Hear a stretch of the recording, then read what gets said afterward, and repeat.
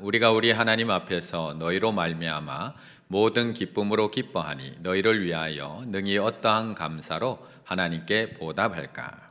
주야로 심히 간구함은 너희 얼굴을 보고 너희 믿음이 부족한 것을 보충하게 하려 함이라. 하나님 우리 아버지와 우리 주 예수는 우리 길을 너희에게로 갈 수 있게 하시오며 또 주께서 우리가 너희를 사랑함과 같이 너희도 피차감과 모든 사람에 대한 사랑이 더욱 많아 넘치게 하사 함께 읽습니다.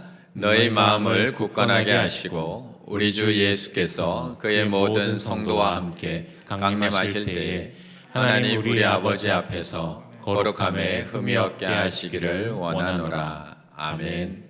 인사 나누시겠습니다. 우리가 선교사입니다. 요즘은 코로나 이제 규제가 조금씩 완화되어서 병원도 이제 신방이 조금씩 시간이 정해진 시간 안에만 신방이 조금씩 열리고 있는 것 같습니다. 그래서 어제는 병원에 신방을 다녀왔습니다. 80세 넘은 연로하신 우리 집사님이 무릎 수술을 하시고 난 이후에 심장도 안 좋으시고 소변도 안 나오고 하는 위험한 상태에 이렇게 다다르게 되어서 응급차로 또 큰 병원에도 갔다 오신 그런 상태였습니다. 다행히 위기는 잘 넘기셨고요. 어제 병원에 갔을 때는 많이 좋아진 상태로 이 보조기를 이렇게 밀면서 복도에서 운동을 하고 계셨습니다.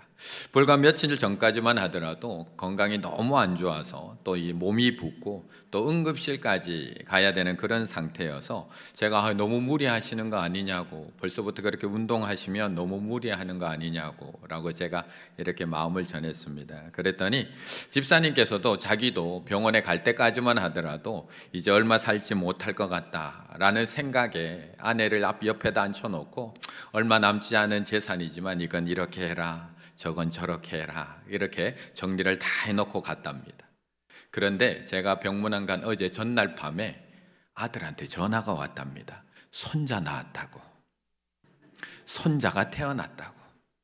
80이 넘도록 안아보지 못한 손자, 하나님께서 나한테 손자는 안 주시는구나 포기했는데 드디어 첫 손자가 태어났다는 전화를 받았답니다.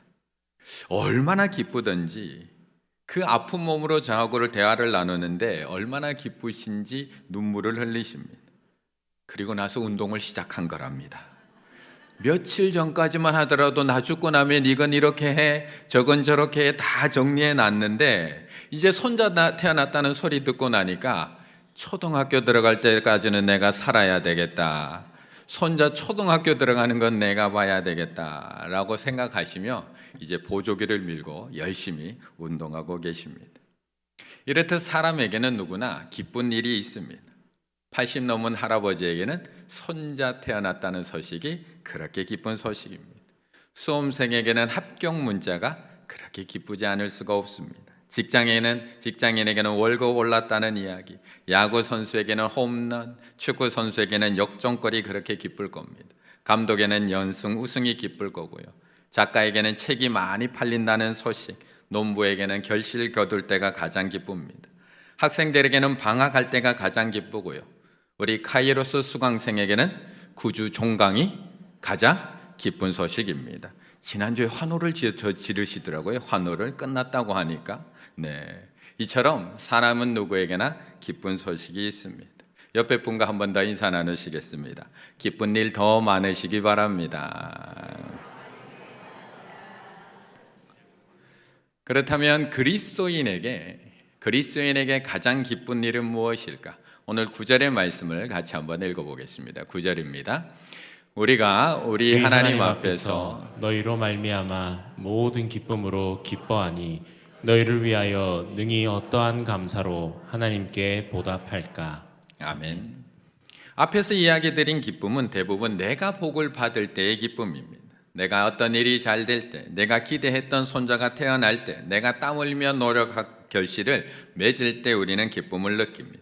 그런데 오늘 사도 바울이 이야기하는 그 기쁨은 그 기쁨과는 조금 다른 기쁨에 대해서 이야기를 합니다. 우리가 우리 하나님 앞에서 너희로 말미암아 모든 기쁨으로 기뻐하니. 사실 사도 바울은 지금도 힘든 상황입니다. 빌립보에서 더 이상 사역을 할 수 없어서 데살로니가로 왔지만 이 데살로니가에서도 만만치가 않습니다. 데살로니가에 있는 유대인들이 극심한 핍박과 박해를 합니다. 급기야 견디지 못하고 3주 만에 근처에 있는 베레아로 급하게 피신을 합니다. 그곳까지 또 유대인들이 따라와서 또 박해를 합니다. 이제는 아덴으로 피신할 수밖에 없었습니다. 하지만 바울은 계속해서 데살로니가의 교회에 있는 교인들 걱정뿐입니다. 내가 겨우 3주, 아니 길게는 몇 달 머물면서 복음 전하고 교회를 세워놓고 왔는데 그래도 잘 있을까? 그래도 잘 견디고 있을까? 그래서 몇 번이고 돌아가고자 했지만 그때마다 사단의 방해로 사도 바울은 돌아가지 못하고 결국 디모데를 파송한 이후에 지금은 고린도에 와 있는 상황입니다. 뭐가 기쁠까요? 기쁠 일이 뭐가 있을까요? 나는 하나님을 위해서 나의 모든 것을 다 바치면서 열심히 사역을 했는데 나에게 돌아오는 거라고는 유대인들의 박해와 핍박밖에 없습니다. 쫓기는 듯 늘 피신 다니며 살아가야 하는 상황, 베레아, 아덴, 고린도에 이르기까지 옮겨 다녀야 하는 상황. 재정이라도 넉넉한가요? 그럼 여행남아 삼아 다니기라도 하죠. 돈이 없어서 매일매일 하루 천막 지어서 팔아서 먹고 살아야 되는 상황. 그런데도 사도 바울은 기쁘답니다. 7절부터 9절까지가 그걸 이야기하고 있는 겁니다. 이러므로 형제들아, 우리가 모든 궁핍, 가난하답니다. 환난 그 가운데 있지만 너희 믿음으로 말미암아 너희에게 내가 위로를 받노라. 그러므로 너희가 주 안에서 굳게 선즉 우리가 이제 좀 살 것 같아. 이제 좀 살 것 같아. 너희들이 굳게 섰다는 이야기 들으니까 이제 내 10년 묵은 체중이 다 내려가 이제 좀 살 것 같아. 9절 우리가 우리 하나님 앞에서 너희로 말미암아 모든 기쁨으로 기뻐하니. 다 그 기쁨이 나로 인한 기쁨이 아니라 너희로 인한 기쁨에 대해서 이야기하고 있는 겁니다. 무엇이 바울의 기쁨일까요? 무엇이 그리스도인의 기쁨일까요? 무엇이 우리의 기쁨이 되어야 하는 걸까? 지금 바울은 모든 기쁨으로 기뻐하니 안 힘든 것 아닙니다. 안 어려운 것 아닙니다. 하지만 모든 기쁨으로 기뻐합니다. 내가 지금까지 겪었던 모든 고난과 궁핍과 핍박, 너희 소식을 딱 듣는 순간 다 잊을 수 있다는 겁니다. 지금까지 내가 고생하고 힘들었던 것, 너희 믿음을 딱 전해주는 소식을 들으니까 다 털어버릴 수 있다는 겁니다. 마치 아빠가 하루의 고된 일을 다 마치고 집에 돌아오는 길에 지치고 힘들지만 집에 있을 아이들 생각하며 치킨 한 마리 손에 들고 집에 돌아오는 아빠의 마음. 문이 열리자 아이는 아빠 얼굴은 쳐다보지도 않고 치킨만 보면서 그렇게 좋아하고 신나합니다. 그래도 아빠의 마음은 그 모습을 보는 것만으로도 기쁩니다. 그래서 아빠는 흐뭇합니다. 그래서 하루 종일 힘들었지만 아빠는 이제야 살 것 같습니다. 분명히 수고는 아빠가 다 했지만 너희로 말미암아 모든 기쁨으로 기뻐하게 된다는 겁니다. 왜 그런 것일까? 왜 사도 바울은 이렇게 힘들고 어려운 상황 속에서도 자신의 형편을 보고 기뻐하는 것이 아니라 저들의 믿음, 저들의 형편을 보고 기뻐하는 걸까? 그 이유는 사도 바울이 부름받은 이유가 있기 때문에 그렇습니다. 예수 그리스도의 종 바울은 사도로 부르심을 받아 하나님의 복음을 위하여 택정함을 입었으니. 디모데후서 1장 11절 같이 읽을까요? 내가 이 복음을 위하여 선포자와 사도와 교사로 세우심을 입었노라. 아멘. 바울은 이 복음을 위해서 택함을 받았기 때문에, 바울은 이 복음을 위해서 보내심을 받았기 때문에 바울은 그 목적대로 쓰임받고 있는 지금, 목적대로 세움받고 있는 지금이 가장 행복하다고 이야기하고 있는 겁니다. 우리에게도 누리는 기쁨 중요합니다. 우리에게도 분명히 누리는 기쁨이 있어야 됩니다. 하나님께서 우리에게 허락해 주신 이 자연 만물과 이 모든 은혜를 누리는 기쁨 누릴 줄 알아야 됩니다. 그래서 우리가 매번 찬양했잖아요. 모든 것이 은혜, 은혜, 은혜라오. 한없는 하나님의 은혜 누릴 수 있는 기쁨이 있어야 됩니다. 누리면서 기뻐하고 그 은혜에 감사하며 살아야 됩니다. 하지만 하나님께서 우리에게 주신 복을 주신 이유는 단순히 누리기만 하라고 주신 복이 아니라는 겁니다. 그것을 가장 대표적으로 이야기해 주고 있는 것이 창세기 12장 2절 같이 읽을까요? 시작.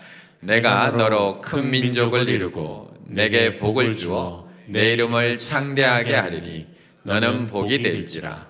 너를 축복하는 자에게는 내가 복을 내리고 너를 저주하는 자에게는 내가 저주하리니 땅의 모든 족속이 너로 말미암아 복을 얻을 것이니라 하신지라. 아멘. 분명히 누리는 복 주셨습니다. 아마 카이로스에서 열심히 배우셨을 것 같습니다. 분명히 누리는 복 주셨습니다. 우리 이름을 창대하기 위해서 우리를 선택하셨고 우리를 세우셨습니다. 하지만 이어지는 3절에서 모든 족속이 너로 말미암아 복을 받아야 한다라는 것을 분명히 말씀하고 있는 겁니다. 그래서 오늘 사도 바울은 기뻐하고 또 기뻐하고 있습니다. 왜요? 그것을 위해서 쓰임 받고 있거든요. 비록 몸은 힘들고 고달프지만 나로 말미암아 데살로니가 교인들이 복음을 듣고 믿음을 잘 지켜나가고 있던 소식에 그 기쁨과 감사를 주체하지 못하고 있습니다. 그러면서 그들을 향한 기도를 멈추지 않고 있습니다. 10절의 말씀 같이 읽겠습니다. 10절입니다. 주야로 심히 간구함은 너희 얼굴을 보고 너희 믿음이 부족한 것을 보충하게 하려 함이라. 아멘. 우리 믿음의 성장의 끝은 어디일까요? 우리의 믿음은 어디까지 자라야 되는 걸까?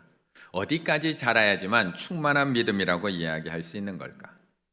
바울은 분명히 앞에서 저들의 믿음으로 말미암아 위로를 받았다, 저들이 믿음 위에 선 것을 보고 기쁘고 감사가 넘친다라고 이야기했는데, 너희가 주 안에 선즉 우리가 이제 살리라고 표현을 했는데, 그런데 이어지는 10절에서는 앞의 내용과 조금은 다른 이야기를 하고 있습니다.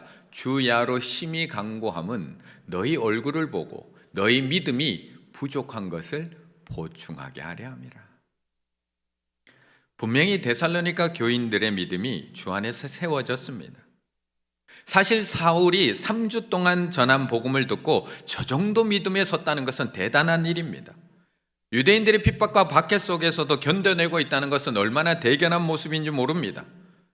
그래서 이제 살 것 같다라고 이야기하는 겁니다. 하지만 온전하지는 않다는 것입니다. 아직 충만한 데 이르지는 않았다는 것입니다.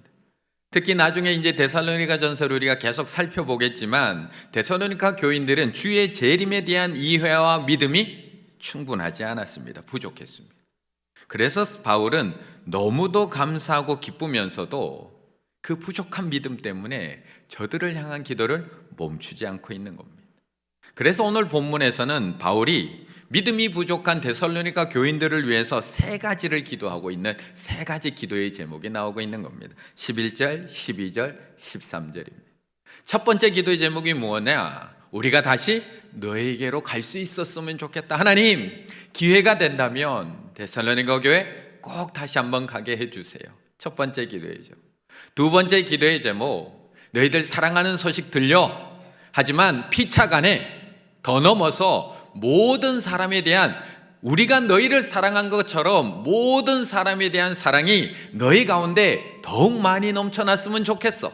두 번째 기도의 제목. 마지막 3번째 기도의 제목, 주님께서 다시 오시는 그날 하나님 우리 아버지 앞에서 거룩함에 흠이 없게 너희들의 믿음이 바로 섰으면 좋겠어. 이 3가지를 계속 기도해 주고 있는 겁니다.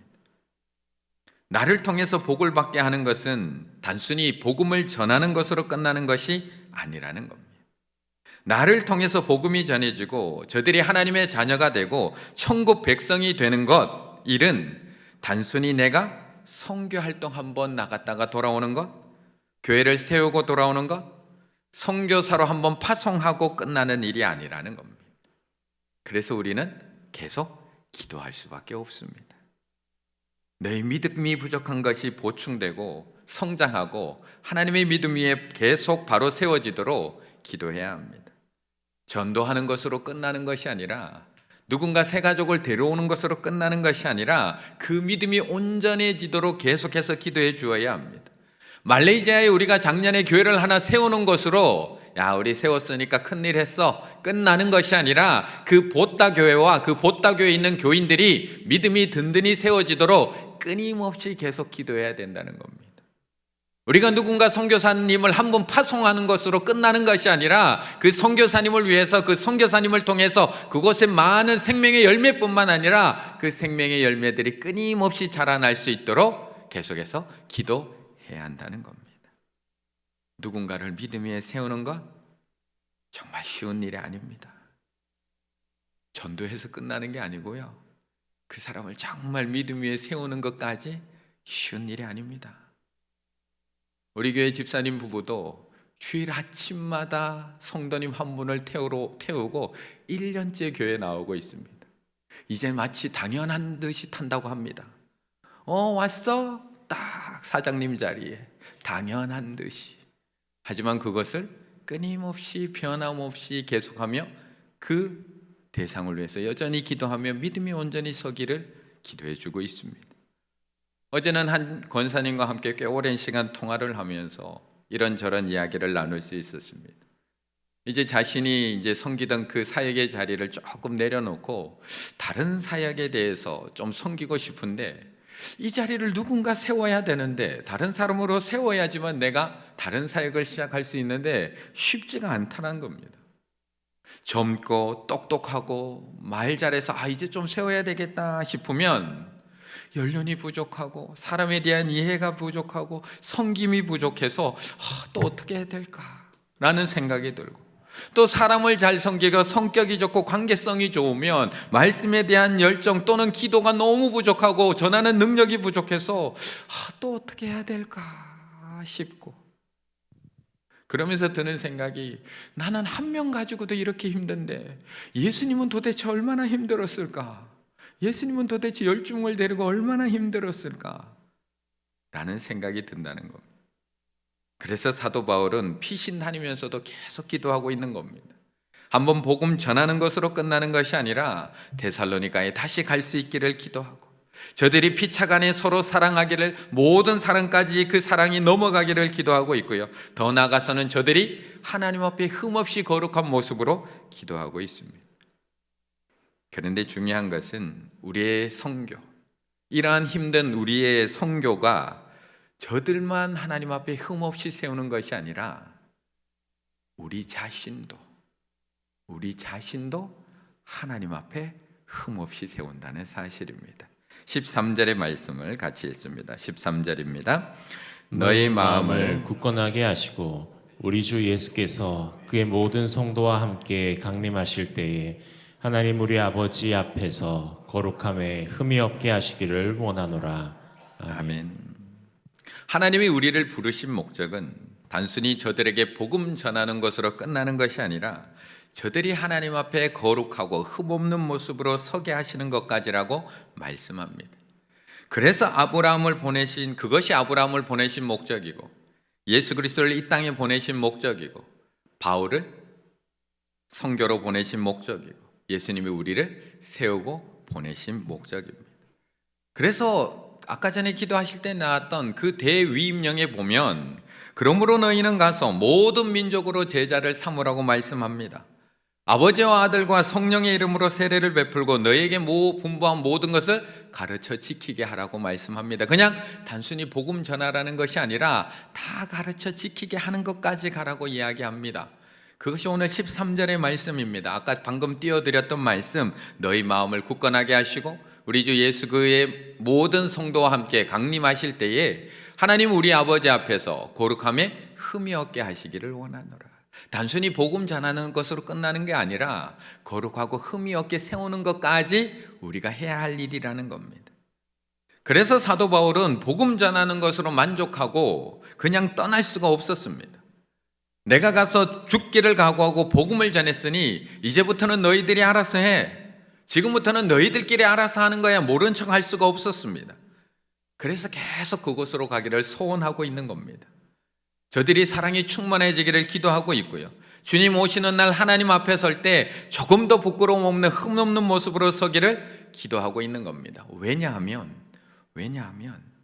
데살로니가 2장, 우리의 소망이 기쁨이나 자랑의 면류관이 무엇이냐? 그가 강림하실 때, 그가 다시 오실 때 우리 주 예수 앞에 너희가 아니냐? 너희는 우리의 영광이요 기쁨이니라. 이거는 바울 개인뿐만 아니라 교회를 세운 목적이기도 합니다.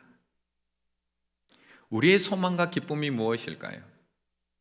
하나님 앞에 우리가 섰을 때 자랑할 것이 무엇일까요? 자랑의 면류관이 무엇일까요? 주님께서 다시 오시는 그날, 주님 강림하실 때 무엇 가지고 하나님 앞에 서실 건가요? 가지고 갈 수 없는 우리 충일교회 이 건물 가지고 가실 건가요?